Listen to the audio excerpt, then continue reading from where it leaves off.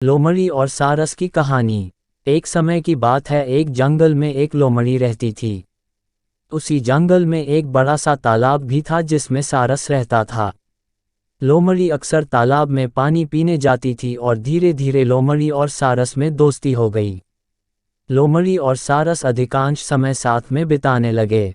लोमड़ी बहुत चालाक थी और अपनी चतुराई से जंगल के दूसरे जानवरों को मूर्ख बना देती थी, जबकि सारस बहुत सीधा साधा था और जंगल के दूसरे जानवरों के प्रति उसका व्यवहार बहुत ही अच्छा था। लोमड़ी और सारस में अक्सर हल्का फुल्का हंसी मजाक होता रहता था। एक दिन लोमड़ी के दिमाग में सारस को बेवकूफ़ बनाने की बात आई। वह सारस के पास गई और बोली, मित्र, मैं तुम्हें अपने घर भोजन का निमंत्रण देने आई हूँ। कल दोपहर तुम मेरे घर भोजन के लिए अवश्य आना। सारस सीधा साधा था, उसने बिना कुछ सोचे समझे हाँ कह दी और दूसरे दिन समय से लोमड़ी के घर पहुंच गया।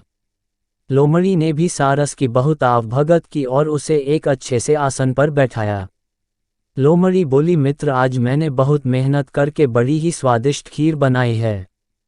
मुझे उम्मीद है खीर तुम्हें बहुत पसंद आएगी। इतना कहकर लोमड़ी खीर लेकर आ गई और चौड़े बर्तनों में खीर परोस दी। चौड़े बर्तनों में लोमड़ी तो खीर अच्छी तरह से खा पा रही थी, किंतु बर्तन चौड़ा होने के कारण सारस अपनी चोंच से खीर से नहीं खा पा रहा था। कुछ ही देर में लोमड़ी ने सारी खीर चट कर दी और सारस देखता ही रह गया। खीर खाने के बाद लोमड़ी सारस से बोली, मित्र, क्या बात है? इतनी स्वादिष्ट खीर होने के बाद भी तुमने खीर नहीं खाए। सारस लोमड़ी की सारी चाल समझ गया था। सारस बोला, नहीं नहीं, आज मुझे भूख नहीं है। इतना कहकर सारस वहां से चला गया। लोमड़ी के घर से जाने के बाद सारस अपने आप को बहुत अपमानित महसूस कर रहा था और किसी भी तरह लोमड़ी से अपना बदला लेना चाहता था। सारस दिन भर यही सोचता रहा कि किस तरह लोमड़ी से अपना बदला लूं, तभी उसे एक उपाय सूझा। वह लोमड़ी के पास गया और बोला, बहन लोमड़ी, मैं तुम्हारे यहाँ दावत खा चुका हूँ, अब मेरी बारी है, मैं भी तुम्हें अपने यहाँ भोजन का निमंत्रण देने आया हूँ। तुम्हें कल दोपहर में मेरे घर भोजन के लिए आना होगा। उद्धरण चिन्ह। लोमड़ी ने झट से सारस का आमंत्रण स्वीकार कर लिया।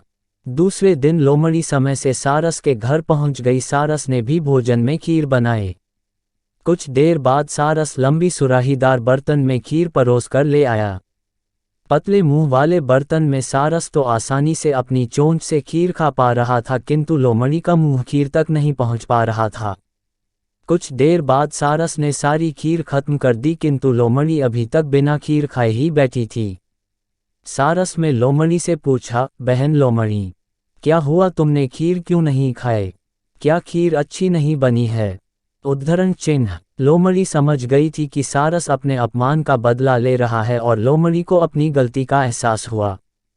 लोमड़ी सारस से बोली, आज मुझे भूख नहीं है। इतना कहकर लोमड़ी वहां से चली गई।